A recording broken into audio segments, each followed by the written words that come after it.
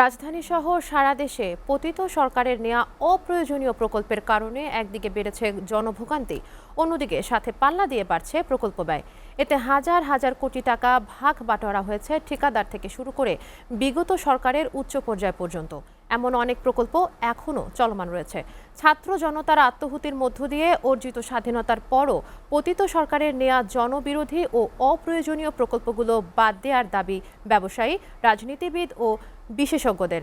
সড়কে জনভোগান্তি নিয়ে হেদায়েতুল্লাহ সীমান্তের ৩ পর্বের ধারাবাহিক প্রতিবেদনের আজ দেখুন দ্বিতীয় পর্ব। এমন দৃশ্য রাজধানীর ওয়ারীর ওয়্যার এস্টেট এলাকার। বিগত সরকারের আমলে দক্ষিণ সিটি কর্পোরেশনের নেয়া ড্রেন প্রকল্প কাজটি শুরু করে পুরো খাল কেটে রেখে দেয় তারা। এতে যেমন পরিবেশ দূষণ বাড়াচ্ছে, তেমনি জনভোগান্তিও চরমে। ড্রেনের নামে রাস্তা ছোট করায় জনগণের ক্ষতি সাধন ছাড়া তেমন সুফল বয়ে আনছে না এমন প্রকল্প। স্থানীয়দের অভিযোগ, সিটি কর্পোরেশন কাজটি এভাবে ফেলে রাখায় জননিরাপত্তার কোনো বালাই নেই। আগের ধরনের কোনো সমস্যা নাই, পানি তো যাচ্ছিল, কিন্তু তেমনিও তারা কাটে ধুয়ে চলে গেছে। ওইখানে অনেক বড় গর্ত, প্রতিনিয়ত প্রত্যেক দিন 2-3টা করে গাড়ি পড়ে এবং গাড়িগুলো ক্ষতি হইতেছে। গাড়ি বেরিয়েও সমস্যা, ঢুকতেও সমস্যা, ঠিক আছে, মানুষের হাঁটা চলাতে অনেক সমস্যা হয়। আমাদের খুব কষ্ট হইতেছে, গাড়ি যেতে পারতেছে না, আমরা যেতে পারছি, আমাদের ছেলে মেয়ে স্কুলে যেতে পারতেছে না।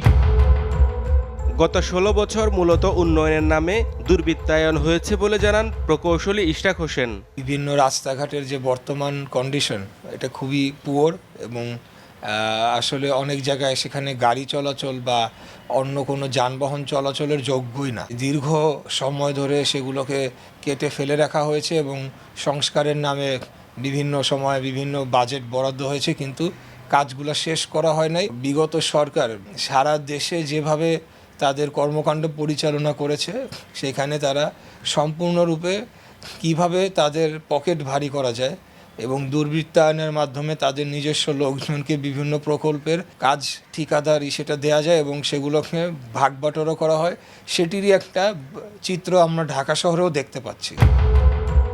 পতিত সরকারের আমলে উন্নয়ন জনগণের কল্যাণে হয়নি। 100 কোটি টাকার কাজ 1000 কোটি টাকা বানিয়ে দুর্নীতিই ছিল তাদের মূল উদ্দেশ্য।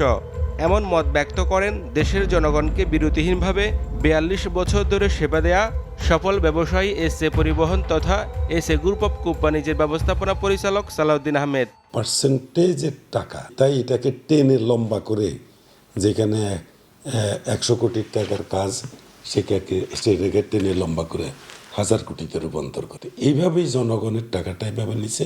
জনগণের স্বার্থের বিপরীতে জনগণের কল্যাণের বাইরে তারা তো এটা করতে পারে না। তো কাজেই এখানে যে প্রকৌশলীরা রয়েছে, ইঞ্জিনিয়ার রয়েছে এবং পরিকল্পনাবিদ যারা, এরা হইল তার চেয়ে আরও বেশি দোষী। এদেরকে আইনের আওতায় আনা উচিত। দেশের বিদ্যমান অর্থনৈতিক সংকট কাটাতে অপ্রয়োজনীয় প্রকল্প কাটছাঁট হতে পারে। অন্তর্বর্তী সরকার দায়িত্ব গ্রহণের শুরুতে এমন উদ্যোগ নিলেও বাস্তবতা পরিলক্ষিত হচ্ছে না বলে জানান দেশের ব্যবসায়ী সমাজ। যে সমস্ত প্রকল্পগুলি তারা অবৈধভাবে টাকা নেওয়ার জন্য, কমিশন বাণিজ্যের জন্য করা, সেটা বন্ধ হয়নি, সেটা এখনও চলছে। এই কমিশন ভোগীদের রেখে আমাদের বর্তমান অন্তর্বর্তীকালীন গভর্নমেন্ট কোনো উন্নয়ন করতে পারবেন না। এদেরকে রিসাফল করতে হবে। সেই জন্য বলি যে আসলে অন্তর্বর্তীকালীন গভর্নমেন্টের আমাদের যে আশার প্রতিফলন ছিল, জনগণের যে কল্যাণ ছিল, 15 বছরের গুণ কুমের মধ্য দিয়ে এটা আসলে এখন পর্যন্ত পরিলক্ষিত হয় নাই এবং আগামীতে কি হবে আমরা বুঝতে পারছি না। দুর্ভাগ্যজনক এটা। বিগত সরকার একবারও চিন্তা করেনি এসব প্রকল্পের কত বেশি অর্থ লোপাট হচ্ছে। অপ্রয়োজনীয় এমন প্রকল্প জনবিরোধী বলেও মত দেন অধ্যাপক শামসুল হক। গুচ্ছ প্রজেক্ট ওপেনিং, 100টা ব্রিজ একসাথে ওপেনিং, একবারও জানে না এই কাজ করতে গিয়ে ডেভেলপমেন্টের উপরে কত বেশি খরচ হচ্ছে। জনগণ অনেক কিছু সরকারের কাছে প্রত্যাশা করে। এই প্রত্যাশা ডেলিভারি করার জন্য যারা যারা সুযোগ সন্ধানী এতদিন ছিলেন, এই জায়গায় আমার মনে হয় সরকারকে অ্যাকাউন্টেবিলিটি এস্টাবলিশ করতে হবে, কারণ এটা এত বেশি লুক্রেটিভ। রাস্তা কেটে জনদুর্ভোগ এবং নিরাপত্তার ইস্যুকে বিঘ্নিত করা এমন দৃশ্য কোনোভাবেই গ্রহণযোগ্য নয় উল্লেখ করে এর জন্য সিটি কর্পোরেশন এবং সরকারকে দায় নিতে হয়। কিন্তু তারা কোনো কিছুর তোয়াক্কা করেনি বলেও জানান বুয়েটের এই অধ্যাপক।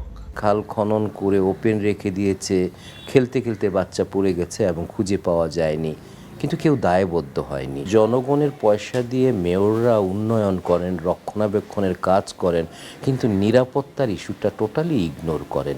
ইগনোর করে হয়তো কাউকে যদি দায় দিতে হয় ওই কন্ট্রাক্টরের হাতে চলে যায়, অথবা কোনো শ্রমিককে আমরা দায় দিই। এই সংস্কৃতিটা গত সরকারের সময় সবচেয়ে বেশি ছিল। এমন ভোগান্তি থেকে মুক্তি চায় রাজধানীবাসী। হেদায়েতুল্লাহ সীমান্ত, এসএ টিভি, ঢাকা।